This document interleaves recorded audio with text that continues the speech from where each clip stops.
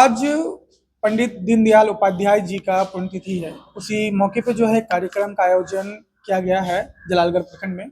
और एक बड़ा ही आप लोगों की तरफ से एक सब्जेक्ट है कि सामाजिक समरसता चिंतन का जो आज बैठक किया गया है, इस बैठक के संबंध में क्या कुछ कहेंगे, क्या कुछ जानकारी देंगे? आज पंडित दीनदयाल उपाध्याय जी जो हमारे आदर्श और ध्येय है, उनका पुण्यतिथि है। जब दीनदयाल जी का जीवन हम देखते हैं तो ये जो बैनर में लगा हुआ है सामाजिक समरसता, उन्होंने पूरा जीवन इस देश के लिए, इस समाज के लिए उन्होंने दिया।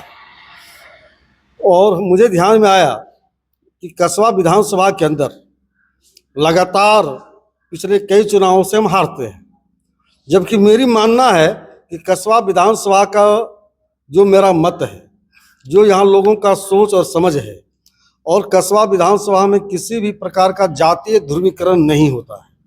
कसबा विधानसभा राष्ट्रवाद का नारा को लेकर अपना मत का प्रयोग करता है। उसके बावजूद हम क्यों हारते हैं?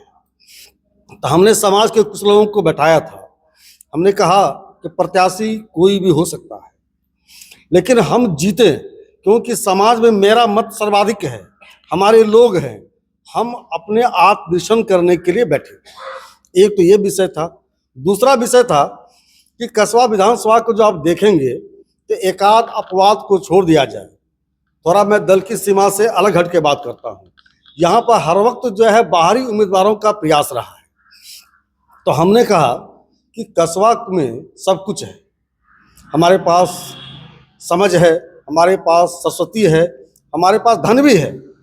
कसबा विधानसभा पूर्णिया जिले के एक धनाढ़ विधानसभा क्षेत्र के रूप में भी पहचान है। इतना सब कुछ होने के बावजूद आप अपने बच्चों पर भरोसा कीजिए। यहाँ का नेतृत्व यहाँ आ गया।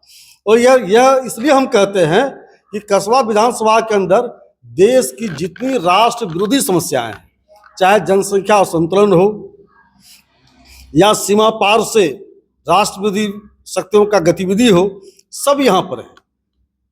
यहाँ से बाहर के लोग आते हैं, चुनाव जीतते हैं, अपना वैभव, अपना धन खड़ा करते हैं और यहाँ के जनताओं को उसी हाल पर छोड़ के चले जाते हैं। आखिर एक व्यक्ति नहीं जीतता है, उसके साथ समाज का बहुत बड़ा संख्या 1.5 लाख लोगों का एक निर्णय होता है। और जब वो व्यक्ति समाज के दुख में खड़ा नहीं होता है तो फिर 1.5 लाख लोगों का मन टूटता है। इसलिए हमने कहा कि संपूर्ण अपना वैमनस्यता को भूलकर एक ही चीज है इस बार, एनडीए के पक्ष में जो भी प्रत्याशी तय हो और प्रत्याशी समाज तय करे। नेतृत्व को आवाज यहां से जानी चाहिए कि जनता की आवाज क्या है, क्योंकि जब नेतृत्व तय करता है तो जनता फिर उसके विरुद्ध में यहाँ पर बात बोल रखते हैं। हमने कहा कि आप चुनाव के बाद विषय मत रखिए, आप चुनाव से पहले नेतृत्व को बताइए और फिर जब नेतृत्व का निर्णय होगा तो उसको 100% मान के उसको जिताना चाहिए। क्योंकि पिछला जो चुनाव हुआ था, उस चुनाव में एक तो एनडीए गठबंधन का प्रत्याशी था, एक हमारे ही बीच के अपने पुराने कार्यकर्ता लड़ गए। दोनों के वोट को आप जोड़ लीजिए तो हम चुनाव जीत रहे हैं। तो हमने कहा कि मत का विभाजन नहीं हो, व्यक्तिगत समन्वय हो। मेरा किसी से व्यक्तिगत विरोध हो सकता है, आदमी है, कमी होगा, लेकिन राष्ट्रवाद के नाम पर, क्षेत्र के विकास के नाम पर, इन क्षेत्रों की समस्याओं के नाम पर कसबा विधानसभा इस बार एकजुट होगा। और हम विश्वास करते हैं, लोगों ने अपनी भावना व्यक्त किया है, इस बार कसबा विधानसभा में एनडीए जीतेगा और एनडीए में भी कमल फूल ही खिलेगा। विधानसभा चुनाव त्रिकोणीय मुकाबला था। एक तरफ आप कह रहे हैं कि पुराने गठबंधन में आपके पुराने कार्यकर्ता जो बीजेपी से जुड़े हुए थे, उन्होंने भी फाइट की थी, उन्होंने लोजपा का टिकट लिया था, लोजपा से चुनाव लड़ रहे थे। वहीं एनडीए से आपको राजेंद्र यादव जी मैदान में थे।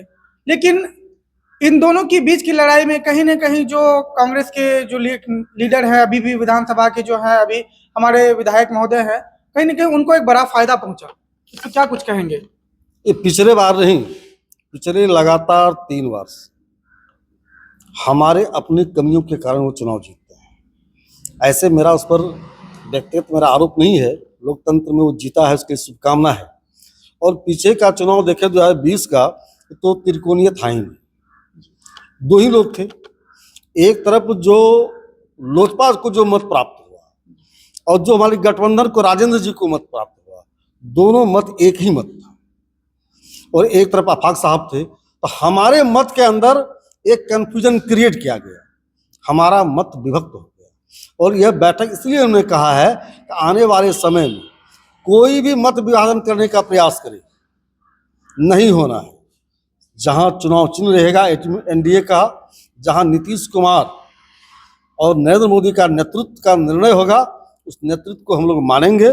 बस इतना आग्रह है। हमने कहा अपने लोगों से कि आप चुनाव के समय आप निंदा मत कीजिए, आपके मन के अंदर कोई बात है तो आज बोलिए, और एक तरह से इस समूह को 2020 की गलती नहीं हो जाए, मत नहीं बटे, सब एक साथ रहे और चुनाव इस बार निश्चित रूप से जीता जाएगा। दिल्ली में विधानसभा चुनाव हुए, एनडीए ने बड़ी अच्छी बढ़त लेते हुए जो जीत दर्ज की, एक ऐसे लीडर जिसे हरा पाना लगभग नामुमकिन था, लेकिन बीजेपी ने कर दिखाया। इसमें क्या कुछ कहेंगे, क्या कुछ संदेश देना चाहते हैं? और सब मतलब जितने भी एनडीए कार्यकर्ता है या एनडीए से जुड़े लोग हैं, उनके लिए क्या कुछ कहना चाहते हैं? देखिए, दिल्ली तो हम पहले भी जीते थे, हम जम्मू कश्मीर में सरकार बनाए हैं। देश का कोई भूभाग नहीं जहां मेरी सरकार लगभग नहीं है। हम लोग जमीन पर काम करने वाले संगठन के कार्यकर्ता हैं, हम लोग प्रोपगंडा नहीं करते हैं। कुछ लोग हैं राजनीति में जो समय समय प्रोपगंडा करते हैं, तात्कालिक उसको लाभ भी मिलता है, लेकिन जब जनता समझती है कि मेरा विकास कौन करेगा, देश किसके हाथ में सुरक्षित है, तो फिर वह जनता अपनी भूल को सुधार करते हैं।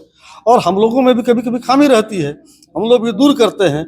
दिल्ली मेरा घर है, पूर्व में भी रहा है, आज भी है और भविष्य में भी रहेगा। कस्बा का नेता, कस्बा का बेटा, आपका स्लोगन है, इस स्लोगन पे क्या कहिएगा? देखिए, जिस प्रकार हमको अपने भारत के होने पर गर्व है, हमको अपने हिंदू होने पर गर्व है, उसी प्रकार कस्बा विधानसभा के नागरिक और बेटा होने का हमको गौरव है। इसका मतलब ये नहीं है मैं किसी का अपमान करता हूँ। इस विधानसभा का एक इतिहास रहा है कि यहाँ पर सभी दल, अपवाद को छोड़ दिया जाए तो बाहर के उम्मीदवार पर ज़्यादा भरोसा किया है।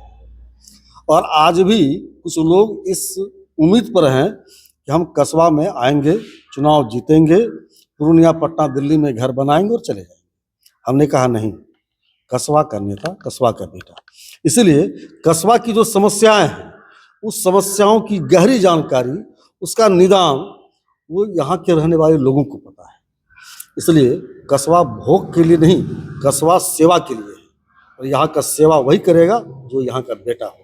मेरा घर असुरक्षित है, मेरे घर में संकट है, मेरा घर पिछड़ा है, हम इसको ठीक करेंगे, क्योंकि बाहरी पर हमने बहुत भरोसा किया, जस का तस रहा। इसलिए कस्बा मन बनाया है इस बार, कस्बा का नेता, कस्बा का बेटा। कहीं ना कहीं आज का जो कार्यक्रम था, आज के कार्यक्रम का आगाज हुआ, तो देखा जा सकता है कि कहीं ना कहीं आप इस क्षेत्र के मतलब प्रत्याशी के रूप में तो नहीं उभरेंगे। नहीं, हमने जनताओं से कहा है, मैं तो पिछले बार भी था प्रत्याशी, मेरा राजनीतिक जीवन है, हम उम्मीदवार बनना चाहते हैं, इसमें कोई संशय नहीं है। लेकिन हमने कहा है अपने लोगों से कि आप निर्णय कीजिए, आपकी आवाज से जो आवाज निकलेगी वही कैंडिडेट होगा। तो लोगों ने मुझे कहा है कि आप प्रयास कीजिए, इस विश्वास के साथ इस उम्मीदवारी की लड़ाई भी रहेगा और चुनाव मिलेगा तो अच्छे प्रकार से जीतेंगे, नहीं मिलेगा कस्बा का सेवा करते रहेंगे, क्योंकि कस्बा का नेता, कस्बा का बेटा। धन्यवाद।